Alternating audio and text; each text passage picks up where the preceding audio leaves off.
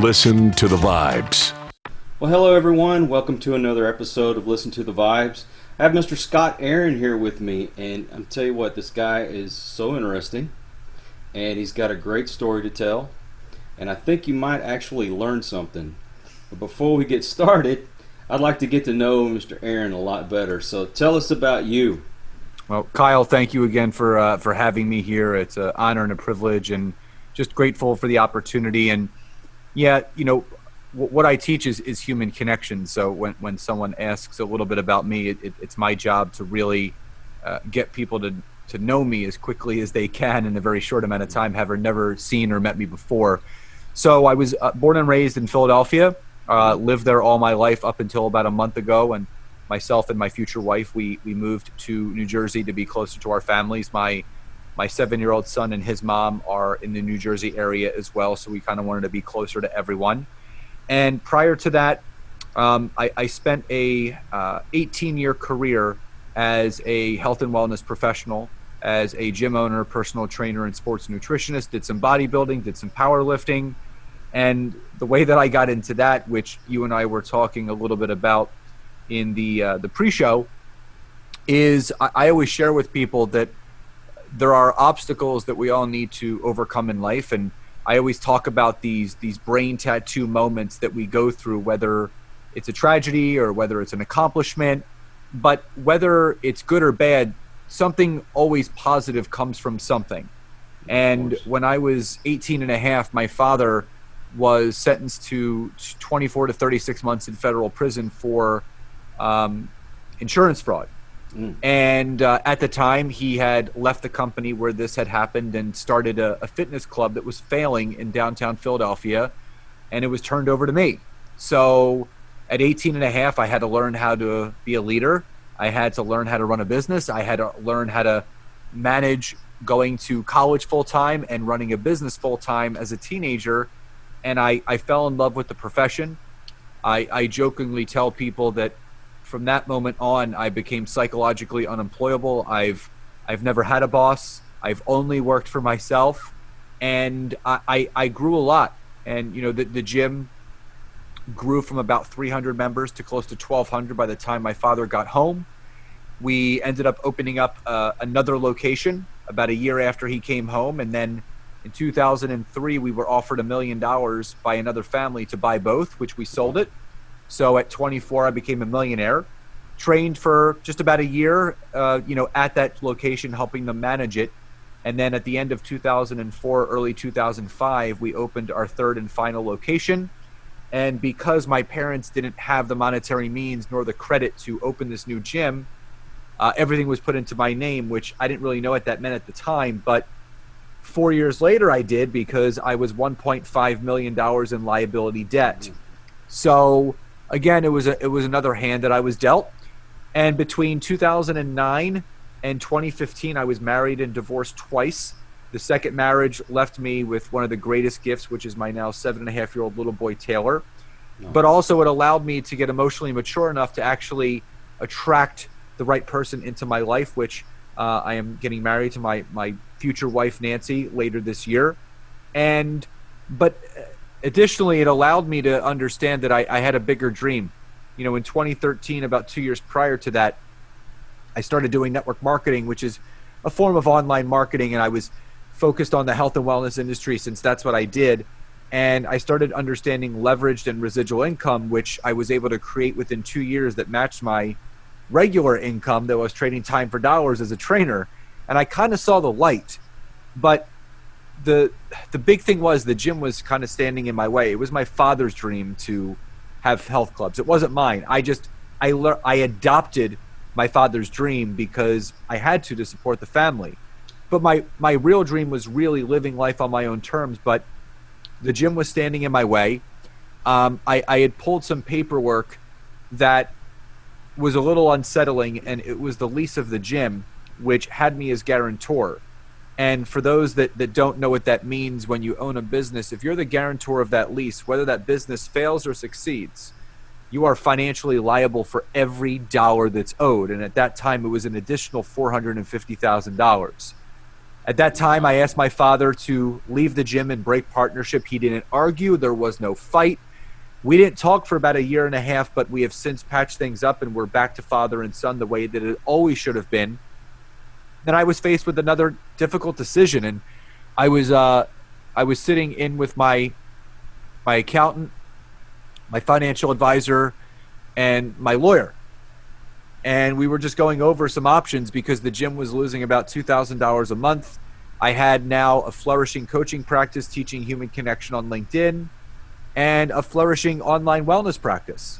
But this gym was just holding me back. All my money was being funneled back in to this gym just to keep it afloat. And my lawyer said, listen, because you're personal guarantor, there's one way out and how you can literally start living life on your own terms, and that's to file for personal bankruptcy. It's the only way you can get out from under this gym. And when I heard the word bankruptcy, I didn't hear my life is over. I heard my life is about to begin, because that was going to be my opportunity, Kyle, to literally take the bull by the horns and go in the direction that I wanted to go in. So on July 1st of 2016, almost 4 years ago, I filed for personal bankruptcy. The end of that month, I closed the gym and never went back. And long story short, my life truly has never been the same. When you're faced with that situation where it seems like you're about to go under, do you think that's when a lot of people find their motivation? I think at times, yes. You know, I know for a fact and for certain that there's a solution to every problem. Mm-hmm. And sometimes that solution doesn't look pretty. It could be pretty messy. But a decision has to be made in order to have something change in your life. Because I kept thinking about, even with what we're going on right now with this pandemic, if I never did that, and I scratched and clawed with that gym even going through till today, I'd be out of business. I would have to close my gym. I couldn't train people anymore. So everything happens on purpose. Nothing happens by accident. So I think that the universe, God, higher power, whatever you believe in, puts things in front of you for a reason. There's a lesson to be learned. And I've learned a lot of lessons, and I attribute that to the success that I always continue to have, because I always find a way to bounce back better. So if you're looking at the big picture as far as people go, what percentage in your mind do you think are those that decide to persevere and those that just want to give up? I don't think there's an exact number, but what I do know is there's two choices. And I always tell people that the 6 inches between your ears will either make you or break you. And to your point, it's a 50-50 shot. Right. You either decide to change, something changes, but when you change nothing, nothing changes. I think a lot of people's decision making rests on the way that they were brought up. True. You know, I grew up in an entrepreneurial household. I grew up in a forward-thinking household. But just remember this, Kyle. Our history can always be changed with a decision. So no matter how you were brought up, you know, money doesn't grow on trees, and, you know, money is dirty, and all of those things that we're fed as kids, right? That they live imprints. We carry that around with us. But it's up to us to change that verbiage, to change that language, to change our legacy and our lineage. So in my opinion, it's 50-50. Half of the people are going to do something about it. Half of the people are going to live in the problem and not in the solution.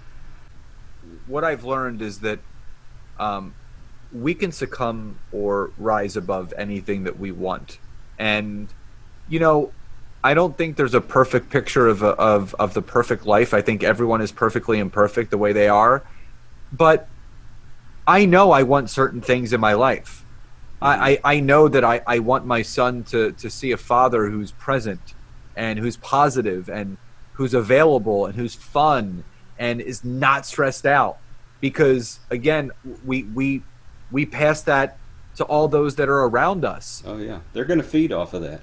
And they know, like, if you think your kids don't know when something's bothering you, I mean, they know, and you can hide it all you want. I was talking to a dear friend of mine, Tracy O'Malley, and Tracy has an amazing podcast, but very successful, 7-figure business owner. I mean, Tracy O'Malley is like the epitome of just turning your excuses into reasons and living the ideal life. She's got 2 beautiful kids, 22 or 24 and 21.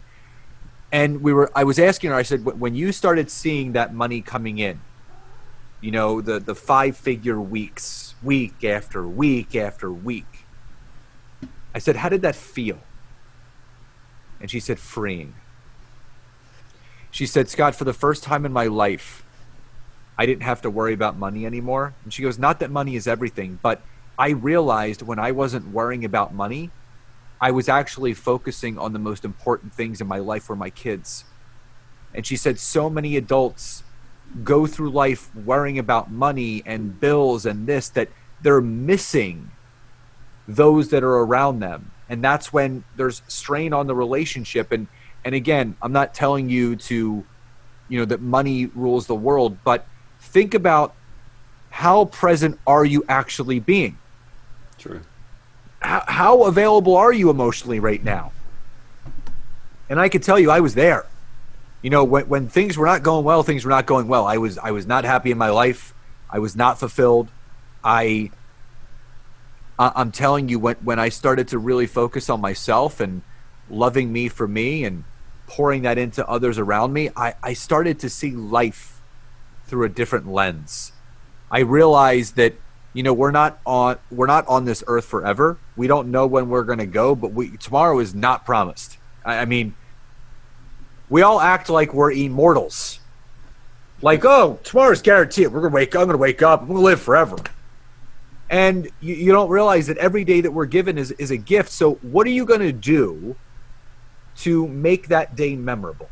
What are you going to do to create some sort of compounded effect to change the legacy of your family's life forever? And it's just how I live my life now, and I don't want to stop.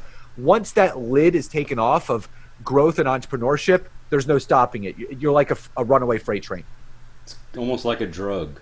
Yeah, it's a healthy addiction. Like literally, it's like a gateway drug to wanting to become better.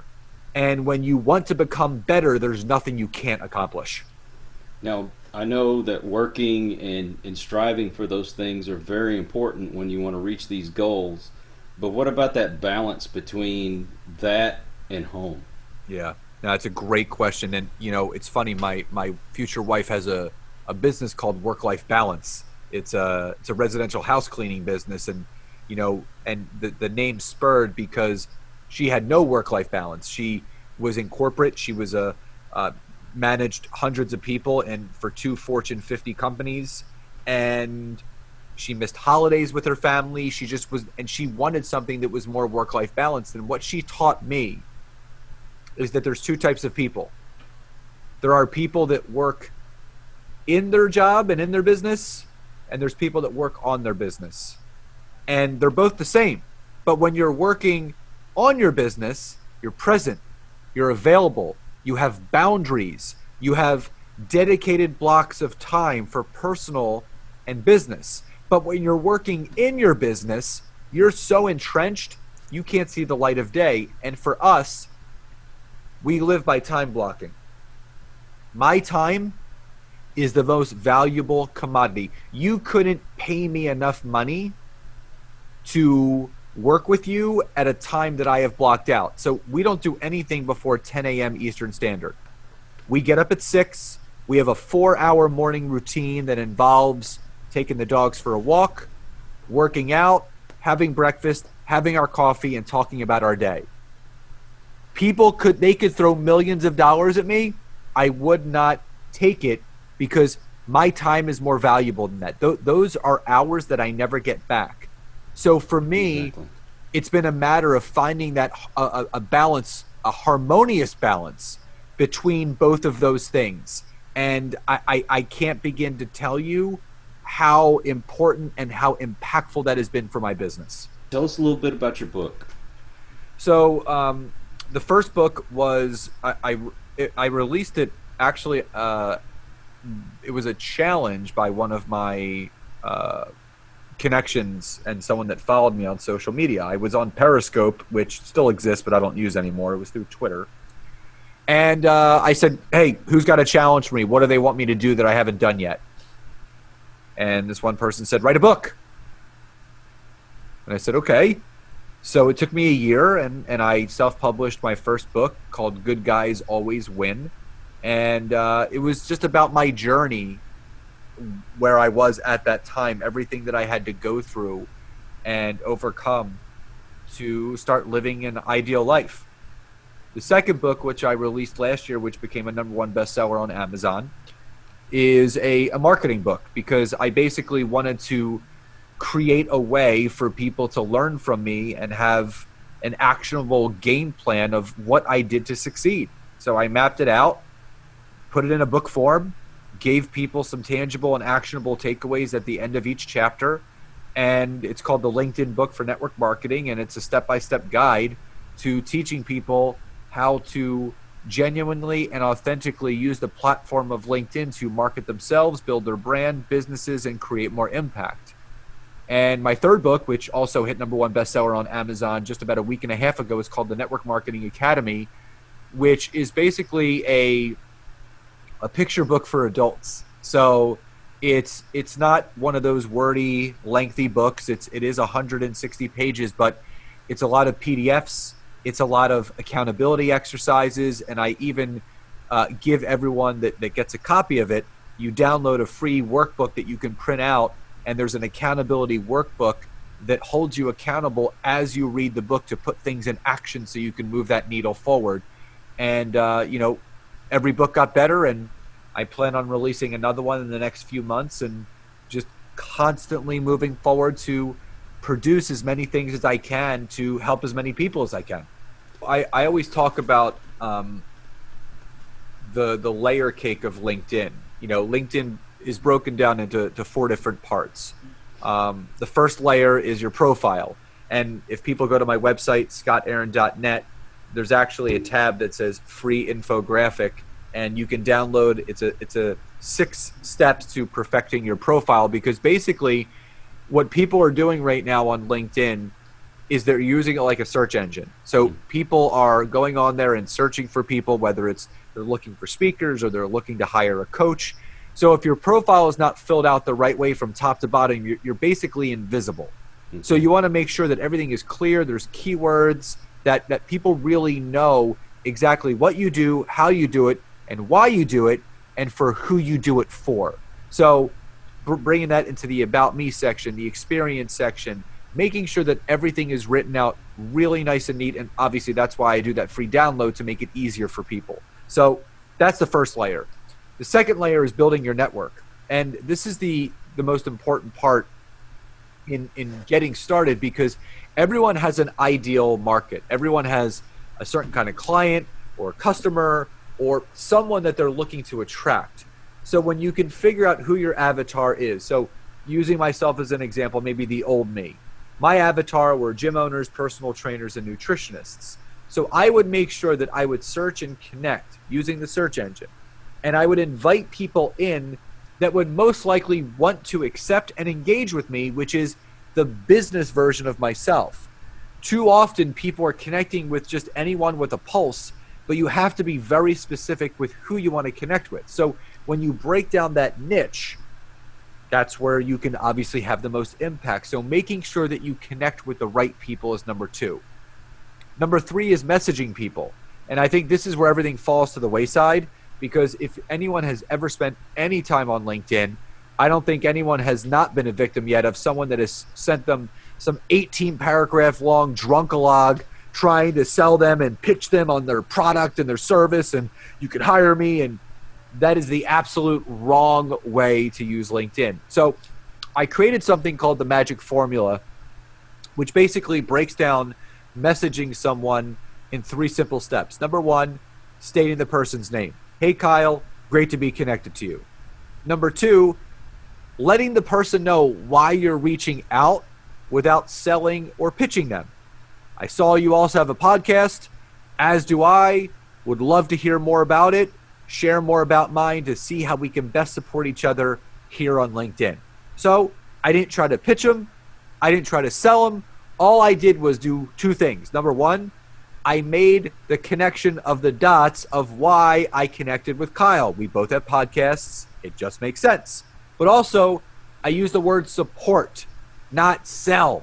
I want to support him in what he's doing, which in turn, I want him to support me in what I'm doing. Then the third part is you finish with something called a CTA, a call to action. You have to ask in order to get. So if you don't ask a question, you're not going to get an answer. You have to ASK to GET. So I'm not going to make a statement, Kyle, let me know when's good to talk. I've never asked, so he's never going to tell me. But if I simply finish with, Kyle, do you have any time this week or next week for a call? I've stated his name, reason for reaching out, and then a specific call to action to get him on the phone. Now, the fourth and final layer is the social media aspect. My simple advice to everybody on LinkedIn, if you're going to produce content, one piece of content a day. I don't care if it's a video, an article, or a post. Put out one piece of content a day. Now you may say, well, what the hell do I post? Two things. Every post should be something educational, or number two, informative.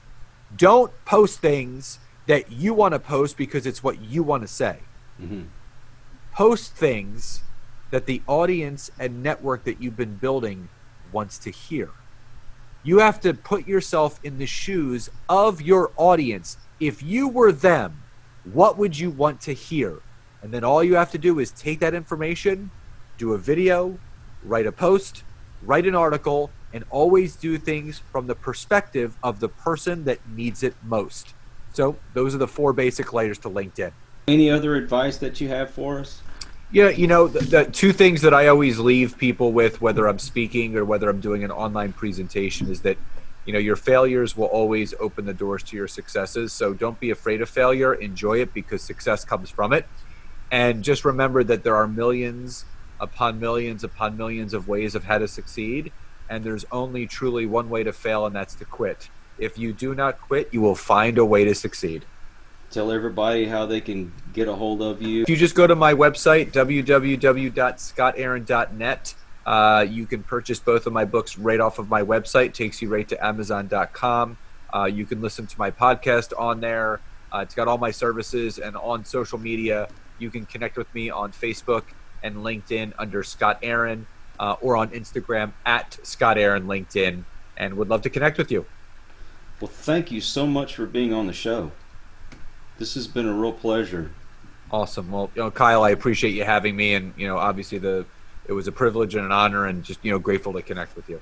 Thanks everyone for joining us, and please tune in. We've got more people coming on just like Scott that have great things to share. Take care. We hope you enjoyed this episode of Listen to the Vibes. You can catch us on Buzzsprout or wherever you listen to your favorite podcasts, and on YouTube. Follow us on Facebook at The Vibes Broadcast Network